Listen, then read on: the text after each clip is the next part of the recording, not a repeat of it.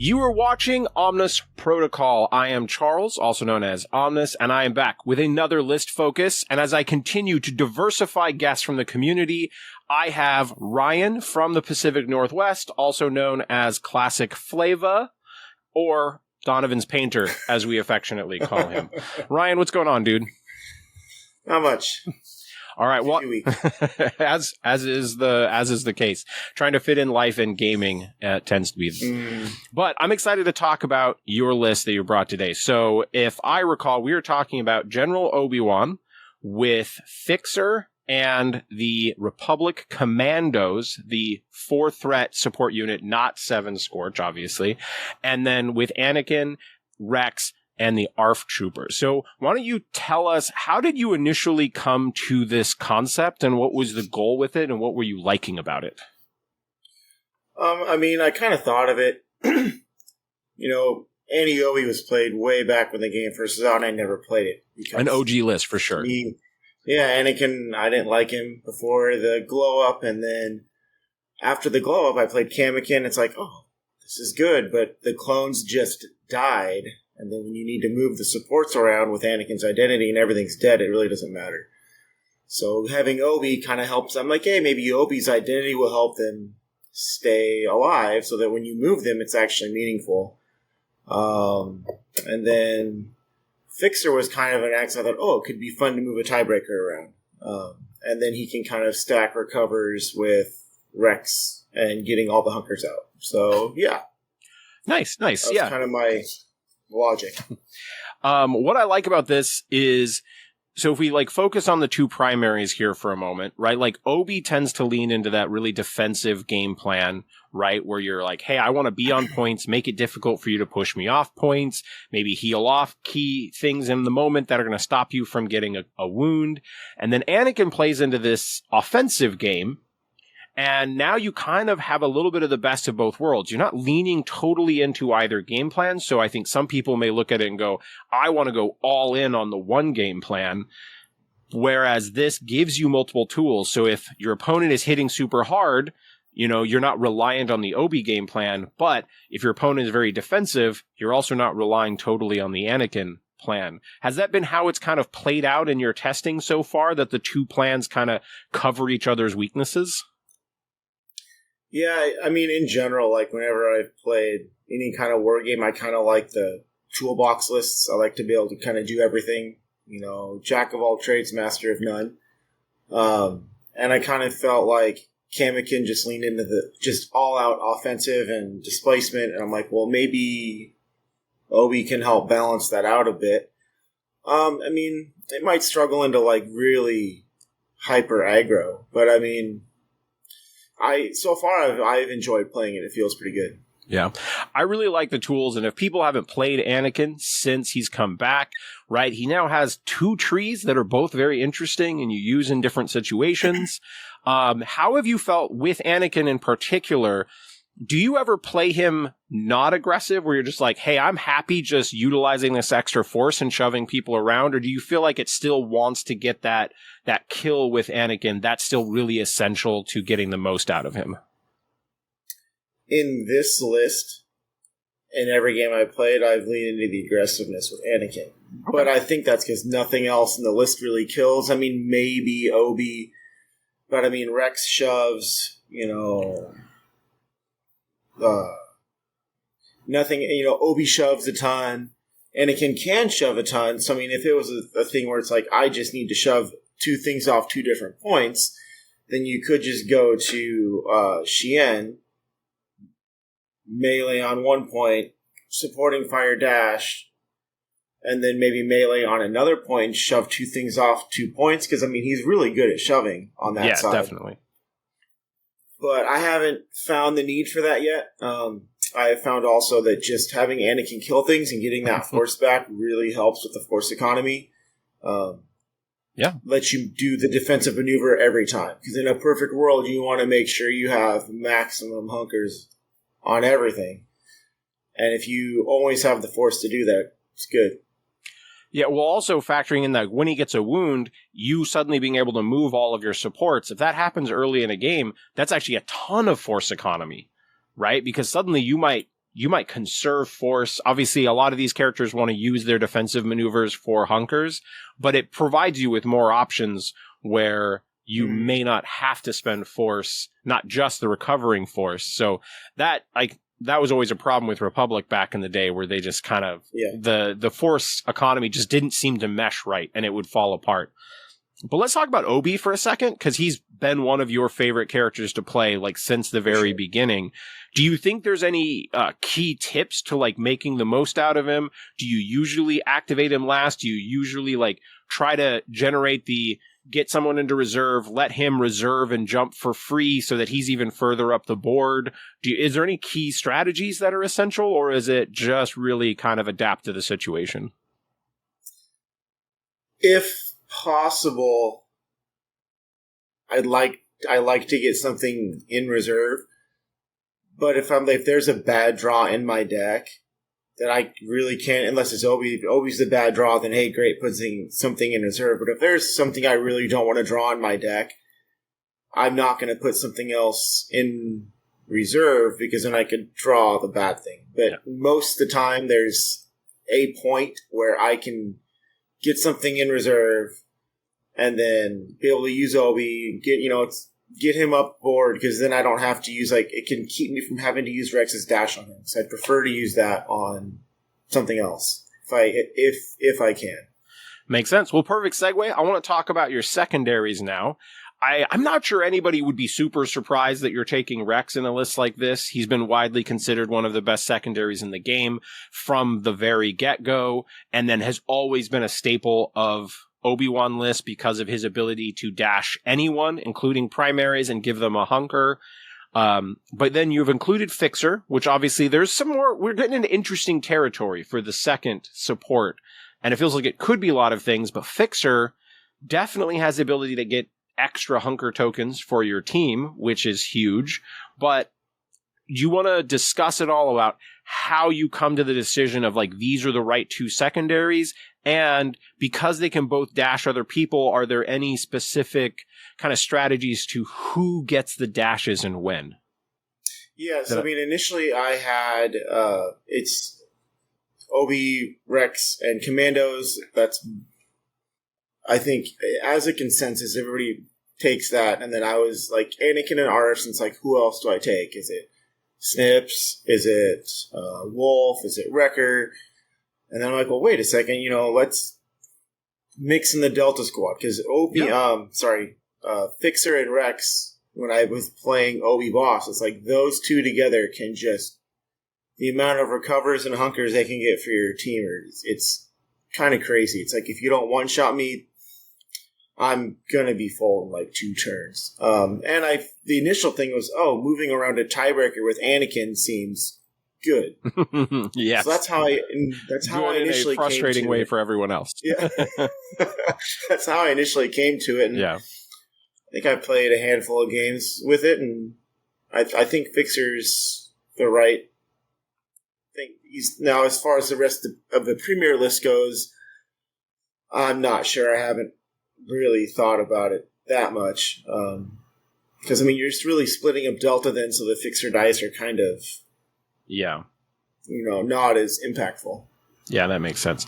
So one of the things also, because OB often means that you're rolling extra defense dice, and if I recall, I don't have the card right in front of me, but Fixer does have crit mitigation in his defensive expertise. Yeah. And that can be huge. Like, if you're rolling 9 dice or something because of hunker tokens and terrain and cover and, but you don't have any crit mitigation, you can often just stall out. And like, you hit a point where the rest of it doesn't matter because, you're just, the crits that's all that's left anyway. So having some crit mitigation on a character who's going to be rolling extra dice, and started off with totally reasonable dice to begin with. So I feel like that probably plays into that a lot, where you're like, this guy ends up being harder to take down than you'd think. Yeah, unless they're getting a ton of crits on Fixer, he's usually getting, if I have a hunker and cover, that's 7 dice. Now, he also, anything more than 2 expertise is essentially like a fail, because it's 2 plus expertise is 2 blocks and a crit to a hit, and then doesn't go past that. So sometimes if you are throwing those huge dice pools, It's not the best, but I mean, when you roll 6 or 7 dice and you hit that 2 expertise and you're getting 2 or 3 blocks, it's like, okay, I have 5 blocks and a crit to a hit. So yeah, you usually feel pretty not good. one-shotting. You're probably not one-shotting it. Yeah. Unless it's Vader or something. And then a lot of 5 dice attacks might just end up doing nothing, which also helps. So I definitely dig that. All right, well, let's talk about the support package here. I know you were kind of like, hey, everybody runs Commandos here, but I do feel like there's an interesting discussion between running 212th versus Commandos, and there's also a discussion of 501st versus the ARFs. I'm not saying I disagree with your direction, but how did you come to this one being like the optimal pick for the team? So I am very torn, actually. On my notes, I have Commandos versus 212th because 212th is something I want to try. Playing that Obi squad, I played it a ton at LVO. I played it a lot at that Richmond GT, and I can't tell you how many times scale on the Commandos was clutch. Yeah. And it's like Anakin's dashing the supports, so he could have 2 of them essentially scale. Yeah. I hadn't thought about that part of it. That's huge. So all the dashes you're giving to them, it's like, man, and there's not a lot of jumps elsewhere in the list. Yeah. Right? So that'd be hard to pass up, but as far as having a coordinated fire pin, I think is better than the damage, and I think 212th on their turns do more. The Commandos are usually going 2, maybe 3 down, which is 2 damage and a pin. And they don't do a lot on their turn. I want them, hey, first turn pull, great. Move up the board, double hunker, get in position, and then just be annoying. I was going to ask you that exact question. Do you feel like you still attack with them most of the time, or do you want to just double hunker for like survivability potential? Is it 50-50? Like when they can make attacks, and it's not like something super juicy, right? If you got like 2 different targets with like 1 health left, you're probably shooting. But, outside of situations like that, do you lean one way or the other? I mean, if there's things I can tee up, right? Because if there's something that's like 10 health or 9 health, if I can do 2 or 3 damage and tee it up for Obi or Anakin, great. But if there's not like an obvious thing, like if something had like Dark Troopers, no. There's not really a world you ever shoot Dark Troopers with Commandos, unless you're just fishing for crits. But the other thing about Anakin, too, is when it's really a backbreaking move with him, is when he can kill something on that first attack, supporting fire dash, and then kill something on the second attack. Yeah. And so that's where I really don't think that 501st may have better turns than ARFs, but that supporting fire dash with Anakin specifically sets up that kind of stuff. It is so critical because then, too, it gives him the flexibility to, I can't get there, but I can get in range 4. Okay, we'll do a range shot, supporting fire dash, and then we'll punch. So really, the ARFs, I mean, ever since they've been changed, I've never taken Anakin without them. So I think they're just staple to them. So would you say that with the Commandos in particular, that you may want to be because the thing that sucks the most, right, is when you go all in with the Force with Anakin, and then he fails. Right. And so that can always be the rough part of the situation. Now, the Commandos do have coordinated fire damage, which can help him hit some of those key numbers, which is a really big deal. If you haven't played that kind of stuff together, whether it's coordinated fire strain or coordinated fire damage, that helps Anakin a ton. But having an activation where you can just soften up a couple of targets, so his math goes from like 70% to like 95%, feels like it probably smooths out a lot of your experiences. I mean, 212 can do that too. Yes. Right? I think 212 can do that too, if not better. And they have it. I mean, their turns are just better than Commandos. But Commandos are a little tougher because with the better expertise and protection. Fair. All right. So what mission do you usually like with this list? I think it wants either shifting or sabotage. I'm not sure which.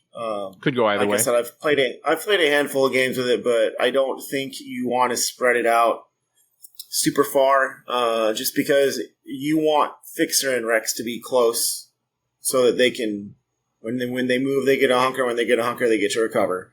So you want to maximize that. But if you have to split your two squads up, it really kind of, that, what's the word I'm looking for? That synergy is not as noticeable. Makes sense. And then Anakin, too, doesn't want to be too spread out. He wants things close, so he has more options in his for targets. But I would think Sabotage, just because that gives you the 2 back points to kind of sit on with the clones. You don't have to put them up to the middle, because that can be a way to get them killed. They're not, even with after the change, they're still not super tough, especially in a melee. I can see all of that. Well, so after what we've covered, do you think there's any essentials that we didn't talk about that maybe would be really important for someone who wanted to try out this list? So I'm realizing it could be a great way to just go from, oh, you have the core set, you want to play Republic stuff, you like Anakin. This feels like a really great list to kind of expand from there and maybe take the first step and taking the core set into a competitive list. Do you have any other tips for playing it in general? Don't do what I did last weekend and play with 6 Force. Yeah. Use your 7 Force. Remember your Force total? Yeah, I feel that. But on a more serious note, I feel like kind of the key to it is maximizing Anakin. Because he's your one big hitter. Obi, I guess, Obi can hit big too. But Anakin, if you need to maximize your Anakin turns.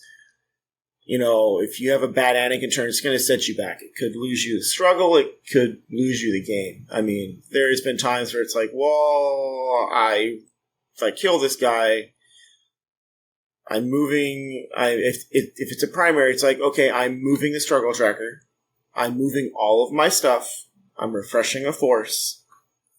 And maybe moving those things are getting you 2 more points because you have Fixer to move. So, I've had a turn where it's like, oh, Anakin whiffed. That's a 5-point swing. So just trying to make sure you set him up for success, maybe not say, okay, I'm going to go try to one-shot this 11 health primary. Will you do it? Yeah, probably. But if you can get him down to, say, 8 health or 9 health, well, then it's even if you get him to 8 and you have the Commandos oh, I went 3 down and I coordinated fire damage. Okay, I one-shot him. Now I can go attack something else. So that would kind of be my tip, is try to maximize Anakin and set him up for success. Don't just say, oh, Anakin, go do your thing. Right? He kind of, you gotta set him up, and a lot of times reserving him can actually be great. Because then he can just sit there and just be that threat. Kind of like Vader 1. There's games where I'm playing as Vader 1, and they put him in reserve, and I'm like, well, oh, damn. That's just looming over my head. Yeah. I can't put anything up the board because you're just going to go kill him. You're losing that point right afterward. Exactly. Same thing with Anakin. So if you have Anakin in reserve, they really have to be careful, and they can't just go push, especially a primary, up the board because you could score a ton. Yeah, I would say my addition to playing this list would be you really want to be able to eye the distances and get a good idea of what a full advance plus a jump looks like in any order, and make sure you've really carefully identified where the ingress points are. And I would even say if you're new to this, it might be just fun for you to set up some terrain and start eyeing distances. Just put Anakin somewhere and put a model somewhere and be think about it and go, can Anakin get there and get into melee? Because I watched you play this list just the other day, and we were like, oh my God, this is so close. But if Anakin gets there and you were 1 or 2 millimeters in and you used 2 ingress points, it was so perfect. But that's the kind of stuff that the better that you can eye it, the better this list is going to perform, it seems. Yeah, and something on that point, too, when you're setting up, when you're deploying with Anakin and Obi, set them up to where they can jump to an egress or even jump up on top and go down an egress to get them that extra move. Yep. Just so you can make sure you get in there, especially with Anakin. Obi's, like I said, Obi can kill some dudes too, but again, you gotta, especially softened up by Commandos. Yeah. I like it. I think this is a really cool list, Ryan, and I'm glad we got to talk about it. I'm glad you've been bringing it to the store, even though Obi is one of the scariest primaries in the game to play against. But very, very cool list. I appreciate you coming on, and I'm looking forward to doing the next episode with you as well. Cool. All right. Well, we'll close things out there, and you guys should all definitely go out and try Ryan's Anakin and Obi list, which hopefully I'll have a cool name for it by the time I post the video. All right, later, nerds.